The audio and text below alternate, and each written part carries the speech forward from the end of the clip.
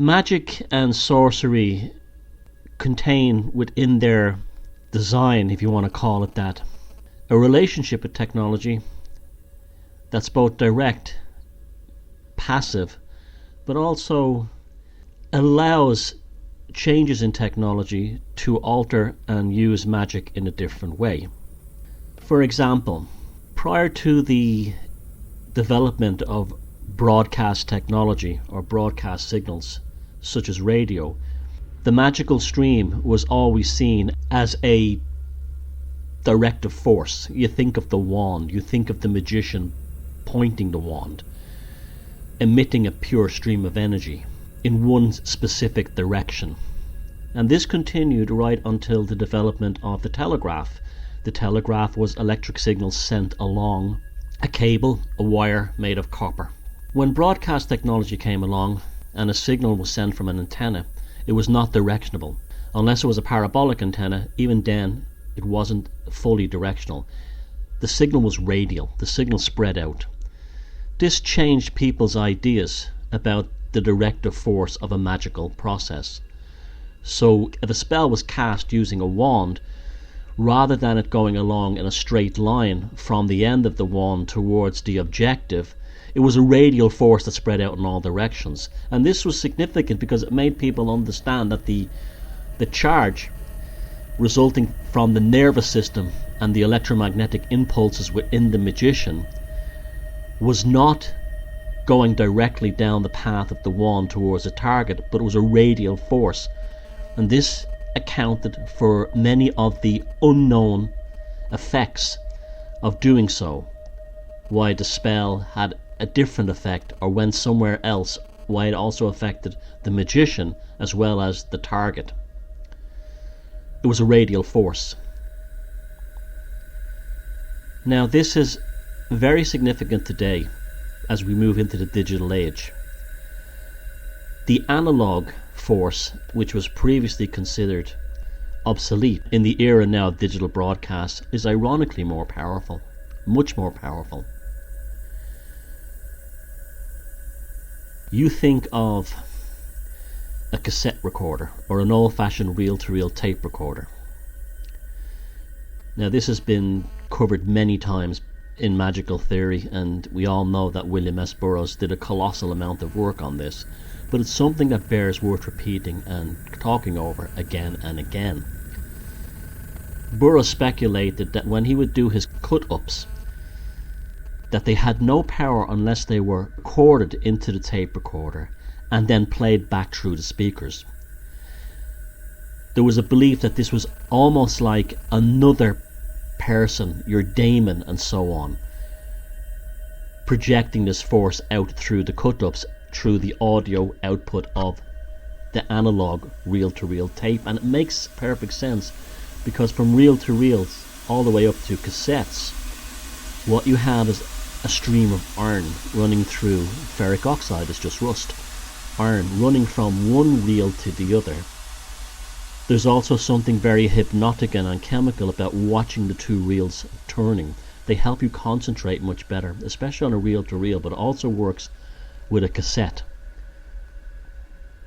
Burroughs also speculated that the two reels represented the two hemispheres of the human brain and worked in a similar way. That the right brain, the creative side of the brain, was spooling potentials into this formulaic left brain, and it was by means of using the tape recorder to issue your voice through the speakers that it overrode this limitation. Now, this makes a lot of sense when you think about it. We take many things for granted, that they're ordinary, that they're basic, that they're simple. But when you start to look at things like a tape recorder,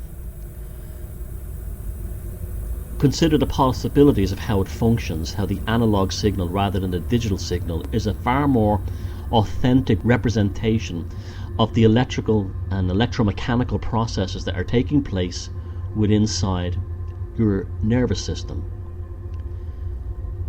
A digital signal doesn't work the same way. This is one of the biggest problems with these new agers who say we're a digital computer. We're absolutely not. We're an analog transmitter and receiver.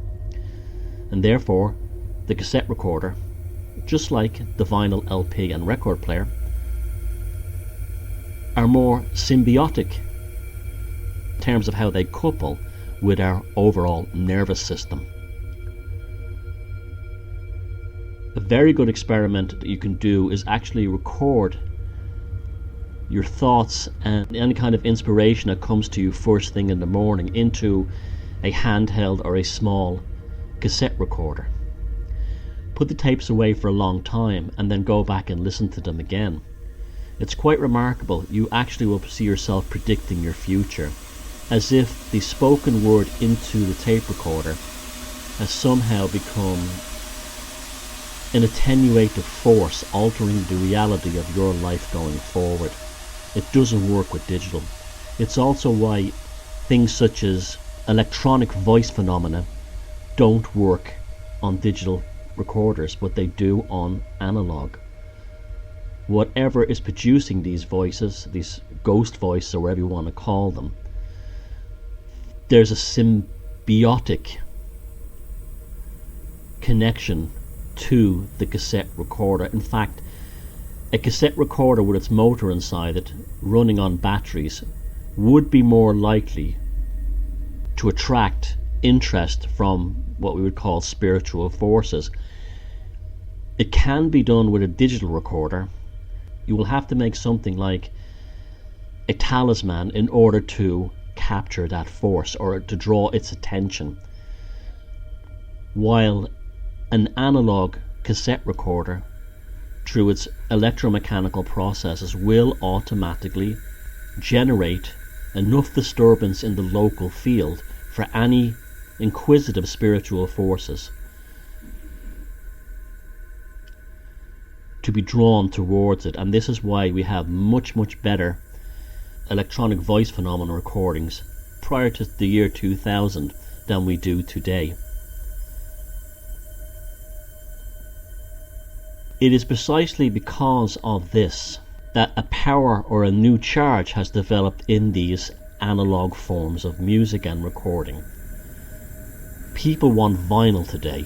This is in a complete antithesis to the digital recording music industry, which began with the release of the compact disc back in the 1980s. Bands are starting to record on analog desks and forsaking things like digital mastering. The reason for this is that kind of technology is more variable than the harsh demarcated zeros and ones of the digital world. And this is fundamentally where the psychonauts and similar groups and people such as Terence McKenna, writing in Wired magazine back in the day, were completely wrong. They mistakenly believed that the future of the psychedelic experience would be brought about by zeros and ones as we entered into the technological omniverse of the internet and similar ideas like the World Wide Web and so on. It didn't work, and if it did work, it's brought in pathological forces.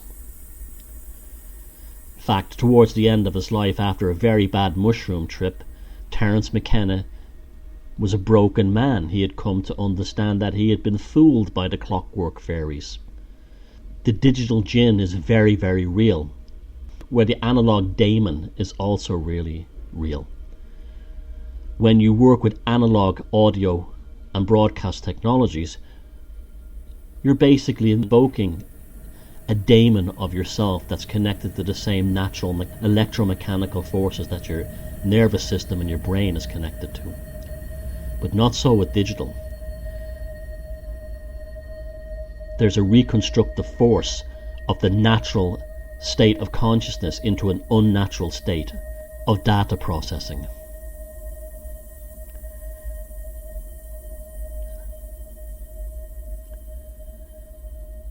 The tape recorder is now more powerful as a magical device than it was even in Burroughs' times, brought about primarily by the novelty of the technology in the digital age. Likewise, the radio broadcast, the analog radio broadcast.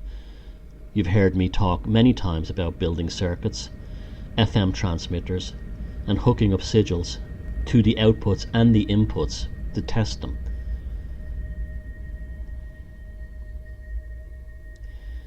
So don't throw away your old cassette recorders, reel-to-reels. Or if you have an FM analog transmitter, hold on to it. Because that is the radial force of today. That is the wand of today. That is the broadcast sorcery of today.